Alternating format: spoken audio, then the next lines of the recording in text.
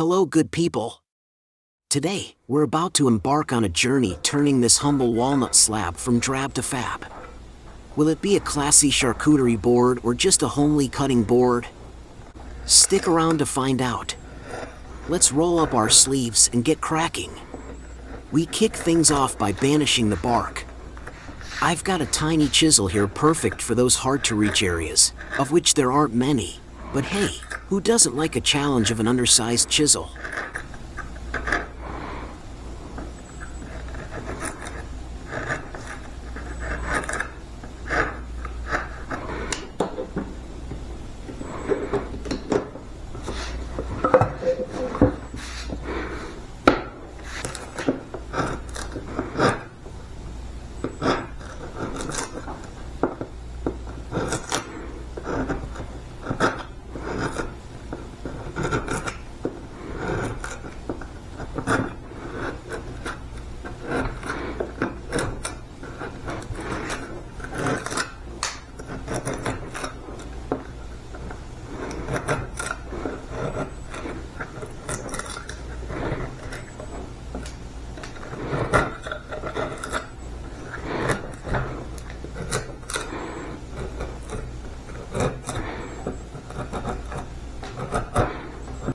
Now, we're trading in that puny chisel for its big brother. Time to accelerate this bark-stripping fiesta. Trust me, there's nothing quite like the melodious serenade of a slab shedding its bark. It's like a woodworker's ASMR.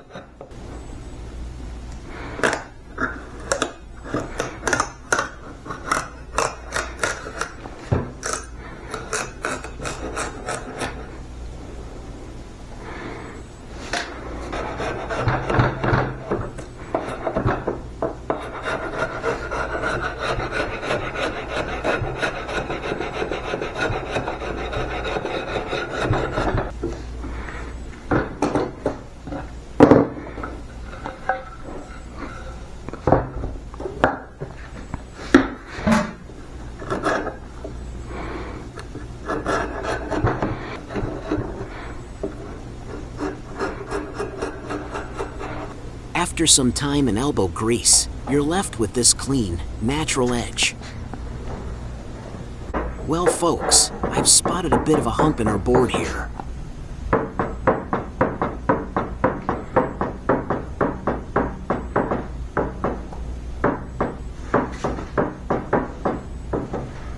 No worries, we're about to introduce it to the planer, the ultimate wood slimming machine. This magical device will iron out our board until it's as flat as a well-cooked crepe.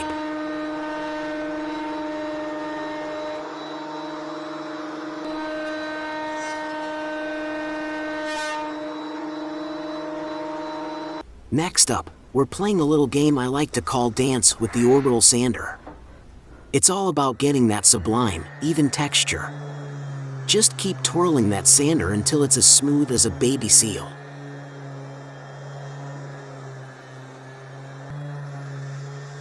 Don't forget the edges, keep going until the sapwood peeks out and says hello.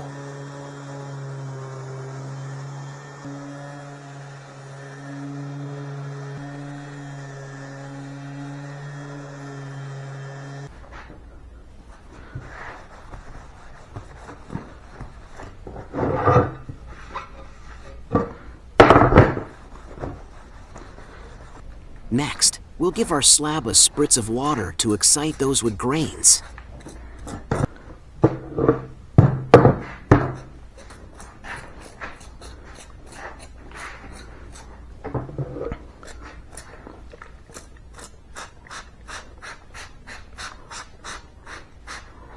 It's like waking up a sleeping forest. Suddenly, it's not as smooth as my grandma's antique table. This is when we crack down on those rebellious grains, making sure they know who's boss. We'll sand it down again until it's smoother than a jazz saxophone solo. Miss out on this step, and those grains will throw a pop-up party the first time you use your cutting board, and trust me, it's not the kind of surprise you want in your kitchen.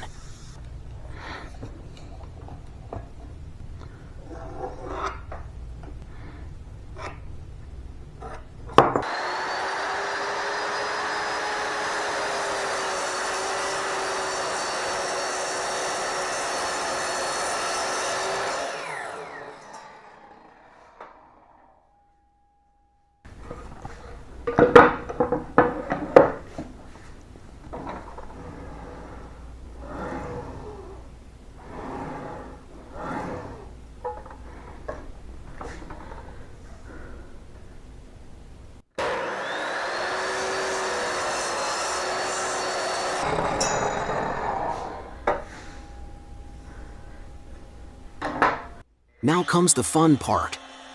We're going to use a palm router to give the edges of the board a clean, professional look.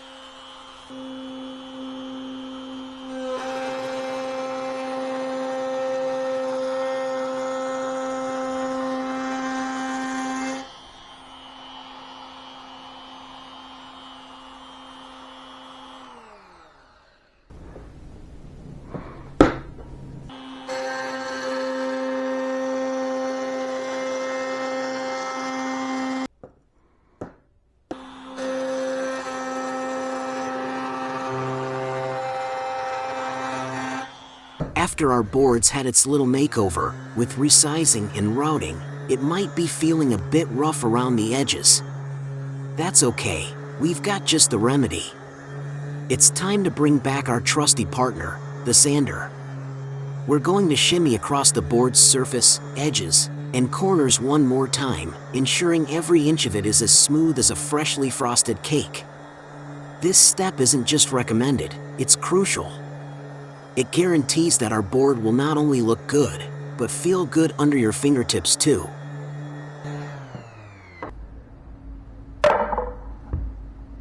Here I am, admiring my work after bringing it to the kitchen from my workshop.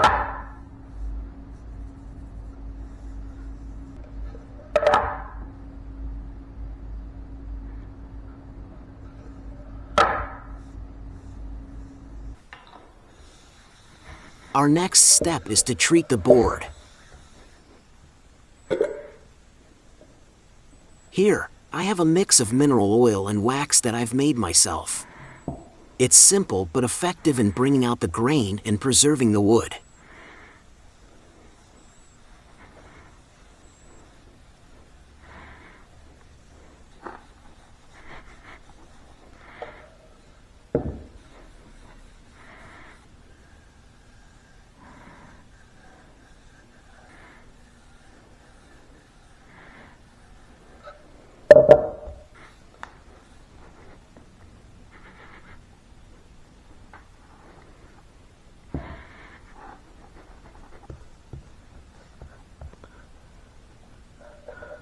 This lamp here, while pretty snazzy, has zero connection to our current board transforming operation.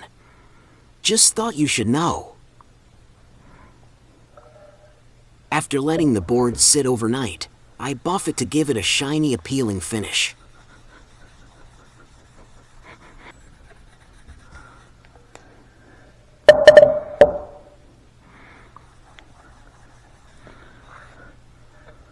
Look at that sheen. Before we finish, we wipe down small portions at the bottom of the board with rubbing alcohol. This helps the felt pads adhere better, keeping your board steady while you're using it. Finally, we attach these felt pads under the board. Not only do they prevent slipping, but they also protect your countertops.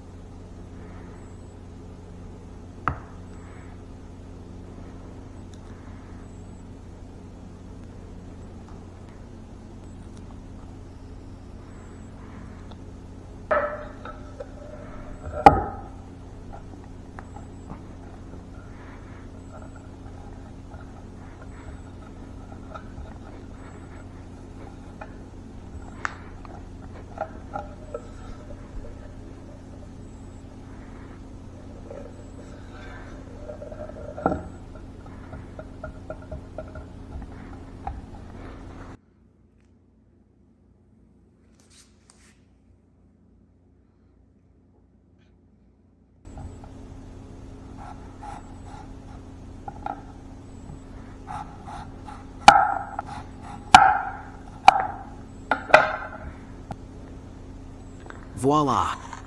Feast your eyes on this beauty, a handcrafted, live-edge walnut wonder. Is it a charcuterie board? Or perhaps a humble cutting board? The world may never know. Well, actually, you could tell me in the comments below. Regardless of what it is, it's an absolute beauty of a gift.